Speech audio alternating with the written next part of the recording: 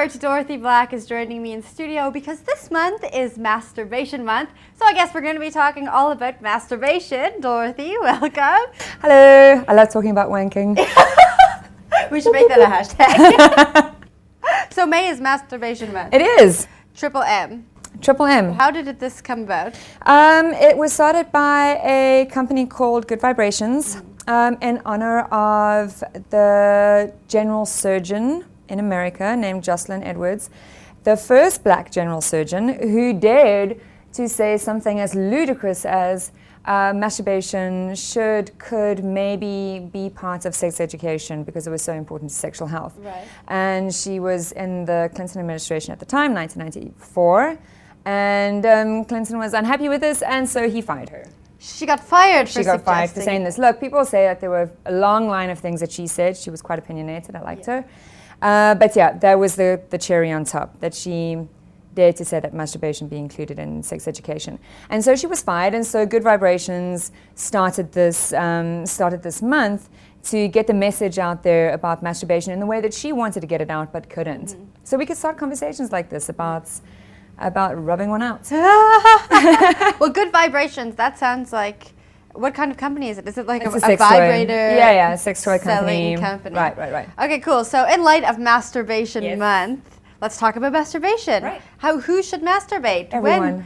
When? How Everyone, often? all the time. So Okay. many questions I think people have. So many facts. No, look, you masturbate as often as you want to. People have got different sex drives and they've got different urges. Where it starts, and I think where the discomfort of it starts as well, is that very, very young children will touch their genitals as a form of self-soothing, as self-care. And it's only much later that it starts becoming a pleasurable sexual act. And so it's such a part of us to explore our bodies and to get comfortable with it. But our parents are generally kind of freaked out when they see kids touching themselves, and so there's a lot of shame piled onto it. So, I could say I think everyone should masturbate. They should explore their bodies. Women especially need to get comfortable with their vaginas and their genitals and all the rest of it. But I think there's usually quite a lot of shame and adopted, how would you say it? Like adopted disgust? Okay, so if we want to start masturbating, how do women start? And then where do we go? Okay, so this is my favorite topic. Well, one of many favorite topics. But when women start to masturbate, I think they get quite, there's a lot to think about. The hands, the touching, the fingers, are you doing it right? And so I think a lot of women get very disheartened very quickly because it feels pleasurable to the point that they're trying to get an orgasm and then they don't know how to touch. Do they go in? Do they use whatever? So what I usually suggest to women is to take the technicalities of your hands out of it and to what you're doing and pop a pillow between your legs and give it a good hump. So you do a good old pillow hump. I wasn't expecting this, Dorothy. I'm not gonna lie. You do a good pillow hump. If you don't know how to masturbate as a woman and you're a little bit shy to start touching yourself, start with a good old pillow hump and let your fantasy and your imagination run away with you. All right, so when we're starting off, we start with the pillow. Very simple. Very simple. A good hump. Just give your clit, because your clit needs like good, solid, rhythmic movements. And so the humping on the pillow is just awesome. All right, well, that's a great tip. I'm very happy that you shared that. Okay, so we don't want to discriminate. The guys can masturbate. Look, but I think they are. It's just. I think guys are a lot more comfortable with masturbating because from the word go. Their penises are all out there. They know what to do with it. It's kind of, you can't ignore it. They're always touching it. And society is more comfortable with men touching or little boys touching themselves. Mm-hmm. Whereas when you see a girl touching herself and she's quite young, it's oddly intimate. We don't know what's going on down there.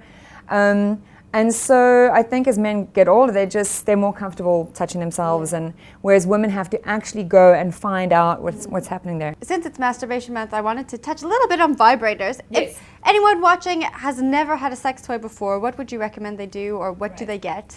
Okay, so you got your different sex toys. I would always say your vibrators and your dildos are different. So a dildo doesn't have a vibe. Vibrators got a little motor in them, so they kind of have a vibration. Yeah. Then you get penetrative vibrators and you get clitoral vibrators. And the penetrative vibrators can look like a dildo, so you obviously insert that. But if you're a beginner, and you still need to maybe explore your orgasm or to find it, I would suggest that you go for a clitoral vibrator. And usually they're quite small, they're kind of cupped, they can look like a little mouse, like a computer mouse, and they've got different vibrations, and then you can just sort of move it over your vulva and your clits. And so I would start with that. You have a funny story to tell me. Oh, yes. And I've been waiting to hear this because you wouldn't. Right. I wouldn't tell you. Okay, so it was all over the internet the other day. Her name's Auntie Angie, and I love all different kinds of masturbating. I believe women have, especially having an incredible array of exploration to do. Humping against pillows, couches, tables, anything. It's amazing. And so men have this one thing that they can use, maybe a fleshlight if they have a toy. But this is probably the most ingenuous thing I've seen for masturbating. And it's used for men, but women can use it on their partners while they give them a blowjob. And so what Auntie Angie shows you, she takes a grapefruit and then she chops either side of it off. Then she chops a hole in the middle of the grapefruit to the size of your partner's penis. Oh my gosh. And then you put it on your partner's penis. And then the idea is that you give him a blowjob while you are using the grapefruit. And then she says, it's like having sex and a blowjob at the same time for the guy.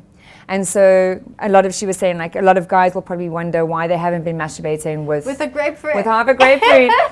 And I don't know. What about the citrus juice? Well, I think it should be okay, unless he's manscaping, in which case it'll probably sting. Maybe. But she also says, just remember, ladies, grapefruit is a great kilojoule buster, so you're losing weight while you're giving him a blowjob at the same time. I'm just thinking all that juice, all the mess, all the sticky. I like that you are doing the actions. I always think, look, and she also says, before you do that, you have to blindfold him. Oh, so he doesn't know what's going on. It's not really sexy, is it? Would you want like citrus all over your vagina?